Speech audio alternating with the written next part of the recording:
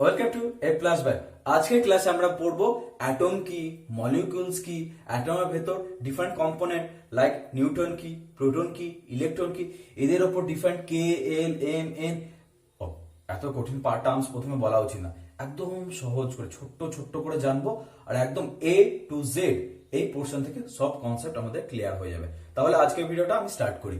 Atom কি?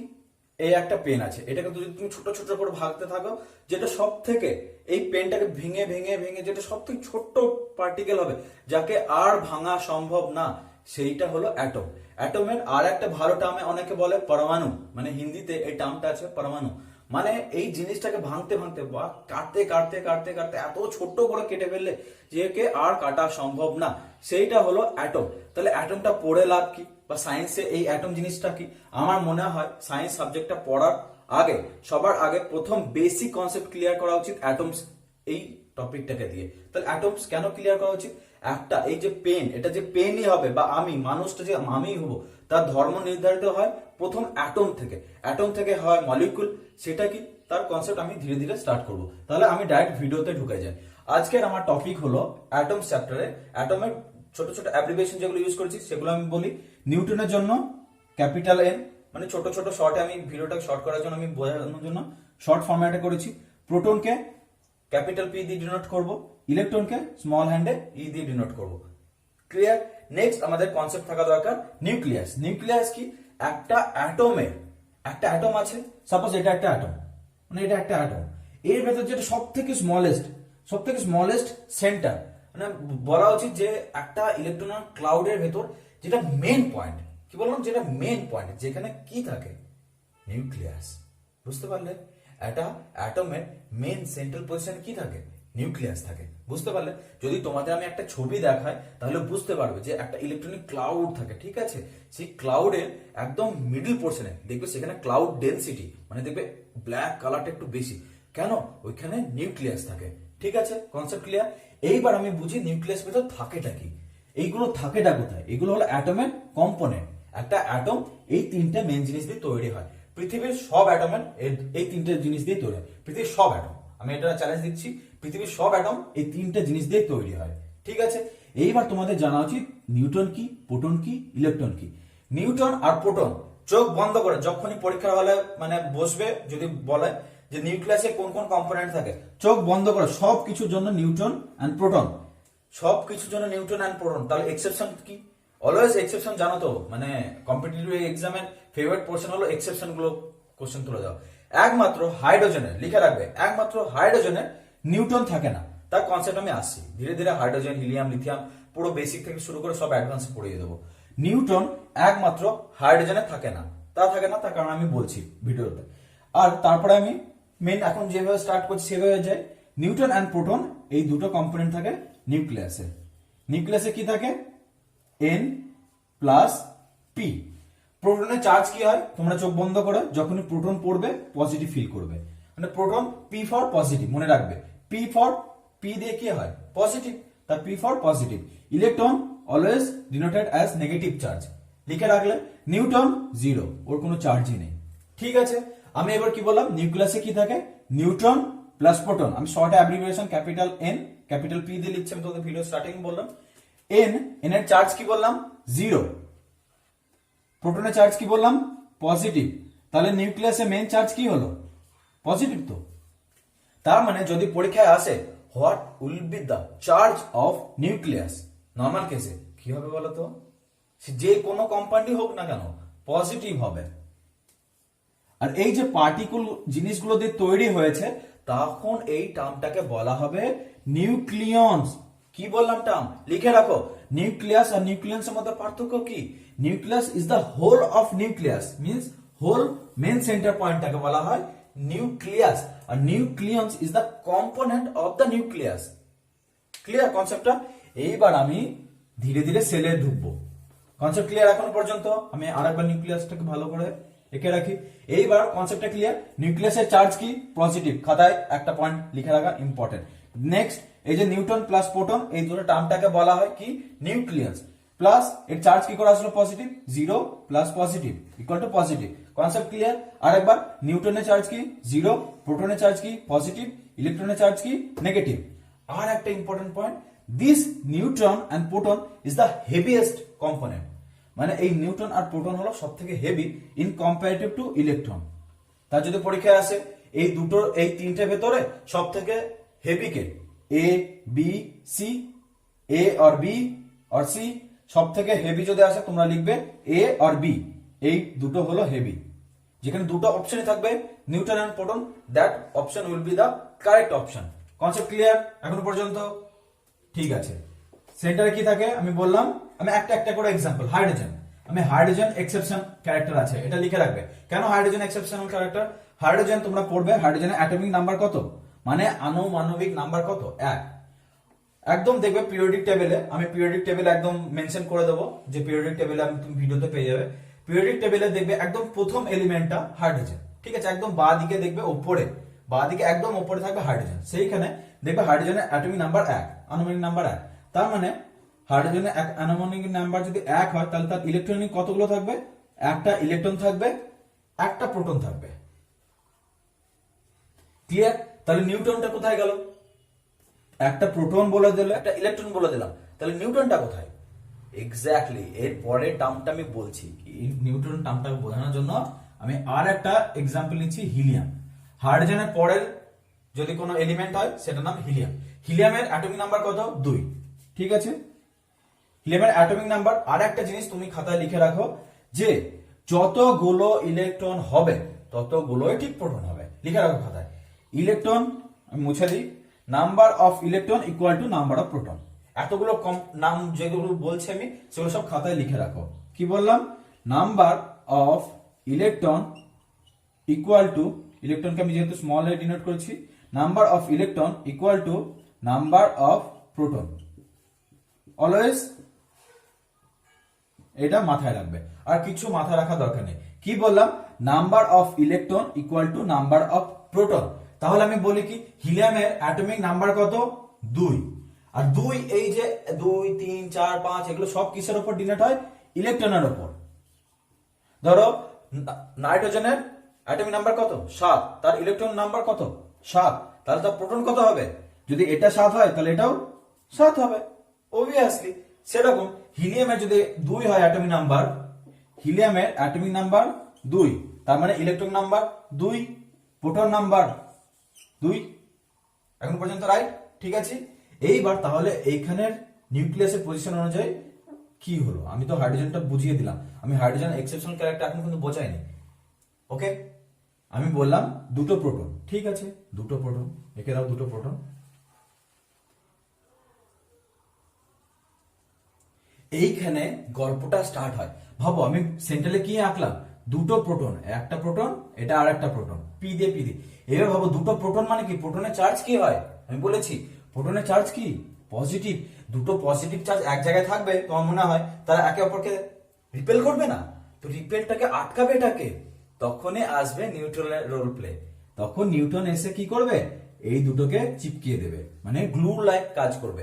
এই দুটো ডিফারেন্ট প্রোটনকে, ডিফারেন্ট মিন্স দুটো, একটা প্রোটন আর একটা প্রোটন ডিফারেন্ট, এই দুটো প্রোটনকে তো সেন্টারে রাখতে হবে, নাহলে নিউক্লিয়াস তো আরো অনেক বড় হয়ে যাবে। তো নিউক্লিয়াস বড় হলে তো চলবে না, নিউক্লিয়াসকে কাছাকাছি প্রক্সিমিটিতে কে ধরে রাখে? নিউটন ধরে রাখে। কিন্তু ইন কেস অফ হাইড্রোজেন, হাইড্রোজেনের প্রোটন কটা থাকে? একটা থাকে। তো একটা তো আর কারোর সাথে রিপেল করবে না, মানে কারোর সাথে বিকর্ষণ আসবে না। তো হাইড্রোজেন যেহেতু একটা থাকে, তো ওখানে নিউটন থাকার কোনো প্রয়োজনই নেই। Hydrogen is the exceptional. বারবার বলছি, হাইড্রোজেনে কোনো নিউট্রন থাকে না। কিন্তু তারপর থেকে যতগুলো এলিমেন্ট তুমি পড়ো না কেন, সবার ভেতরে নিউট্রন থাকবে। কেন? তার ভেতরে 2 এর থেকে বেশি প্রোটন আসবে, আর 2 এর থেকে বেশি প্রোটন আসলে কি হবে? একে অপরের সাথে রিপেল হবে, মানে বিকর্ষণ হবে। সে বিকর্ষণটাকে আটকাবে কে? বলো, নিউটন। এক্স্যাক্টলি, বুঝে গেলে? তাহলে এখনো পর্যন্ত দেখো, একবার চোখ বন্ধ করে দেখো সব কনসেপ্টগুলো রিকল করতে পারছো কিনা। রিকল হয়ে গেল? আমি এক্সেপশনালটা বলে দিলাম, হাইড্রোজেনের সাথে হিলিয়ামের সম্পর্ক বলে দিলাম। আর হিলিয়াম যখন নিউক্লিয়াস হয়ে গেল, তাহলে বাইরে কতগুলো থাকবে? দুটো ইলেকট্রন, একটা, দুটো। ঠিক আছে, হাইড্রোজেন আর হিলিয়ামের কনসেপ্ট ক্লিয়ার? যদি না কনসেপ্ট ক্লিয়ার হয় তোমরা আমাকে কমেন্টে করো, আমি বুঝিয়ে দেবো আরেকবার। ঠিক আছে, এইবার আমি কি কি টার্ম বললাম? Newton, proton, electron, number of electron equal to number of proton, তারপর নিউটন প্লাস প্রোটন মিলে নিউক্লিয়ন তৈরি হয়। আর একটা ডিফারেন্ট টার্ম আমি বলে রাখি, কি বলবো বলো তো? এই যে তোমরা যদি হায়ার স্টাডি করো, এর ভিতরে এক্সাম জেনারেলি কোশ্চেন আসে, তাহলে এই ফোর্সটা কি এটা লিখে রাখবে। অ্যাটমিক নিউক্লিয়ার ফোর্সের ভিতরে নিউক্লিয়াসের এই যে বন্ডগুলো হয় না, মানে যেখানে পজিটিভ প্লাস জিরো হয়ে যে নিউক্লিয়াসটা তৈরি হয়, সেই ফোর্সটা কি atomic nuclear force. Concept clear? এইবার এই সেলগুলোর তোমরা ডিফারেন্ট বইয়ে পড়বে, কে, এল, এম, এই সেলগুলোর ডিফারেন্ট নাম আছে। আমি এবার মুছে দিই এটা, ঠিক আছে? তোমাদের বুঝতে সুবিধা হবে। সুবিধা করার জন্য আমি ডাইরেক্ট কে, L, M, N, O, P, কি এইগুলো হলো সেল, মানে কক্ষপথ। মানে ধরো তুমি একটা হোটেলে গেছো, ঠিক আছে? হোটেলে গেলে হোটেলের যে নিচের ঘরগুলো আছে সেগুলো একটা ঘরে ম্যাক্সিমাম 2 জন হতে পারে। তারপরে ওপরে দোতলায় যে ঘরগুলো আছে সেগুলো 8 জন হতে পারে। তার উপরে 3 তলায় যদি হতে পারে সেখানে 18 জন হতে পারে। এগুলো কি সেম ভাবে একটা অ্যাটমের ইলেকট্রনিক কনফিগারেশন এইভাবে বোঝানো হয়। ইলেকট্রনিক কনফিগারেশন কি বা অ্যাটম কি? অ্যাটম তো আমি বলে দিলাম, এবার আমি ইলেকট্রনিক কনফিগারেশন বলবো। একটা সাপোজ তুমি ধরো, কার ধরবে বলো? সোডিয়ামের অ্যাটমিক নাম্বার হলো 11। তাহলে সোডিয়ামের আমি সেল আঁকি, নিউক্লিয়াস আঁকলাম, তারপরে একটা সেল আঁকবো, তারপরে আর একটা সেল আঁকবো, তারপরে আর একটা সেল আঁকতে হবে। তার কারণ বলছি, সেল মানে কি ঘর, এটা হলো নিউক্লিয়াস, ভাবো হোটেলের মালিক, ঠিক আছে? এইগুলো হলো ডিফারেন্ট তার ঘরগুলো। প্রথম ঘরে আমি কজন থাকবে বললাম? 2 জন। তারপরে ঘরে ম্যাক্সিমাম কজন থাকতে পারে? 8 জন। 2, 3, 4, 5, 6, 7, 8। তারপরে ঘরে কজন থাকতে পারে? 18টা। কি করে আসছে এই কনসেপ্টটাকে? কি এই জিনিসগুলো পরীক্ষা বা আগেও আমরা ক্লাসে ডিফারেন্ট ক্লাসে পড়ে থাকি, 9, 10 তো পড়েছি। এই জিনিসগুলো আসলো কোথা থেকে সেইটা আমি তোমাদের সহজভাবে বুঝিয়ে দিচ্ছি।